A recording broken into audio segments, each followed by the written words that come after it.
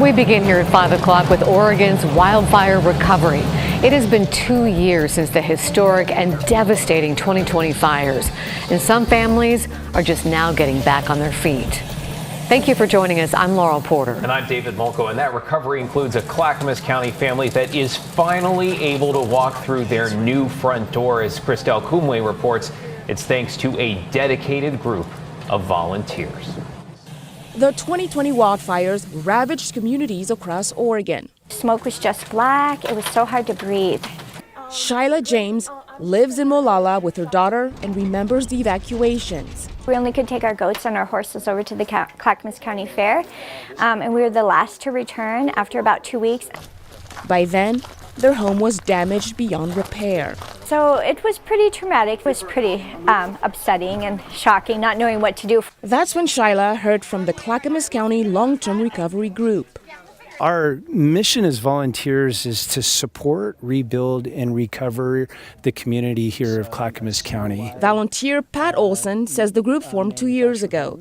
It's funded largely by private businesses and nonprofits and serves as a lifeline in the wake of the 2020 wildfires.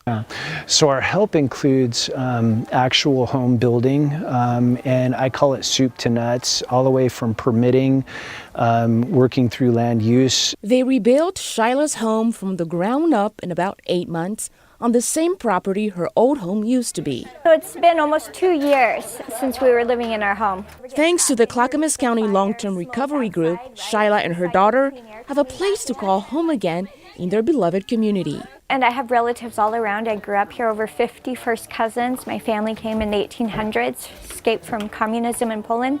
So it's really neat history, and we're thankful to be able to stay here. Now, this is the second home the group has helped rebuild since the 2020 wildfires, and currently putting finishing touches to a third one. I'm Christelle Kumwe for KGW News. You know, sometimes out of tragedy comes compassion and humanity. It's really nice to see. This next story, though, is not that. It's a new trend on TikTok that appears to be at least partially behind a rise in car thefts around Portland, and it's one that specifically targets Kias and Hyundais. Now, in a series of videos, two masked men dubbed the Kia Boys show how easy they say it is to steal those cars with a screwdriver and a USB charging cable. You get the idea. A North Portland woman told us her Kia was stolen this month while parked outside her home, and when she recovered it, it was out of gas, it was missing a seat, the steering column had been dismantled, and then there's more. The words Kia Boys had to be engraved on the dash and there on the door panel.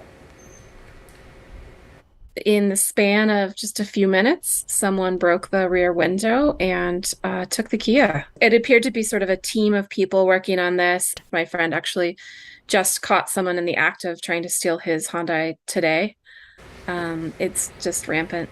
You know, and troubling to see somebody glorifying their crimes and others' misfortune. For some context here, July 2021, according to Portland police, victims reported a total of 18 stolen Kias and Hyundais around the city. But look at the far right of that chart. You just missed it. July of this year, that jumped from 18 to 84.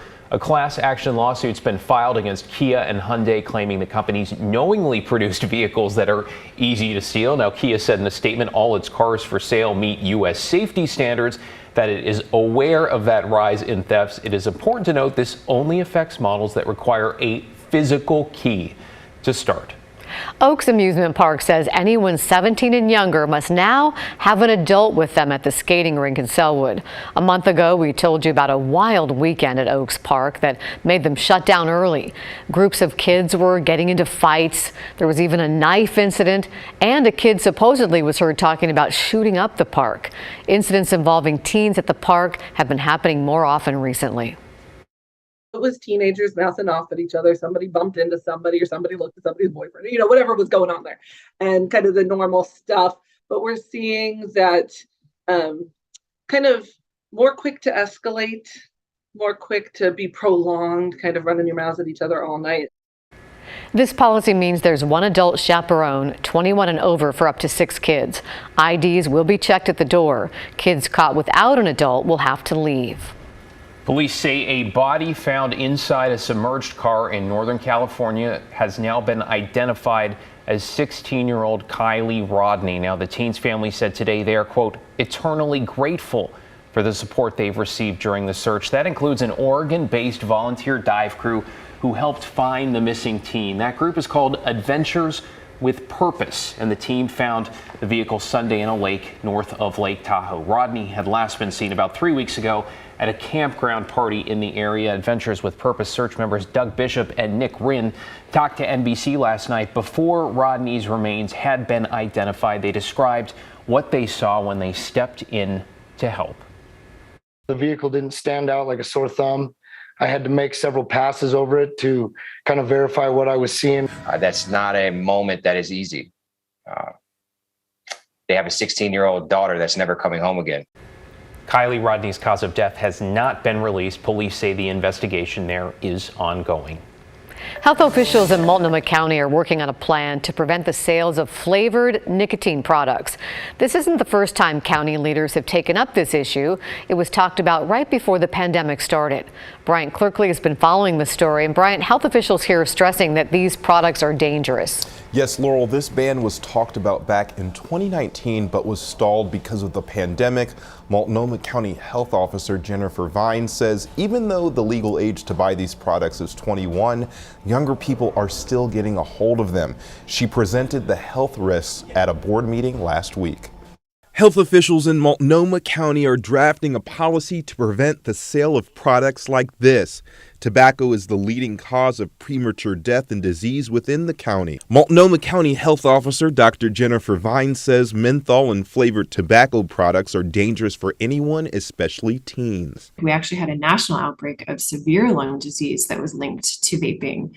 She says even though the legal age to buy is 21, teens are still gaining access to them. 17% of the time we find tobacco retailers in Multnomah County selling to someone who is underage. Vine says the fruit flavors hook young people into trying these products, then they become addicted for life. Health officials will come back with a plan in September and the board will make the final decision. Vine says she understands the concerns of business owners. But the bottom line here is one of health, and there is the health and human suffering component. There is also an economic impact to poor health. Multnomah isn't the only county to talk about this ban. Last November, Washington County Board of Commissioners voted 3-2 to ban the sale of flavored tobacco products. That ban is currently on hold after a temporary injunction prohibited the enforcement. Mo Hassan owns Mo's Smoke and Vape in Southeast and hopes a ban does not happen in Multnomah County. For my business, and not just for my business, for a lot of smoke shop in the area, they will have to close because that's the main thing for our business. And the county does want public comment. You can go to the county's website and fill out a form. I'll post that link on our website, kgw.com. Yeah, important to weigh in on that. Thank you, Bryant. This evening, NBC News is reporting that President Biden is expected to announce he is canceling some federal student loan debt. Now, this is a big deal. It would impact $10,000 per borrower and only for those making less than $125,000 a year. A years-long pause on federal student loan payments is also set to expire at the end of this month. NBC News says the extension of that pause is also part of tomorrow's White House announcement. We'll keep you posted. School is about to start, and so is Multnomah County's first ever free universal preschool program. Program leaders say they've received over 1,100 applications. Of those, more than 600 families got a much-needed spot. COVID, and we still have about 300 programs that have not reopened their doors after the COVID pandemic. There are definitely areas like outer East Portland that were considered childcare deserts. A childcare desert is where there's more need than spots available. Data from before the pandemic showed 25 of Oregon's 36 counties were designated a childcare desert.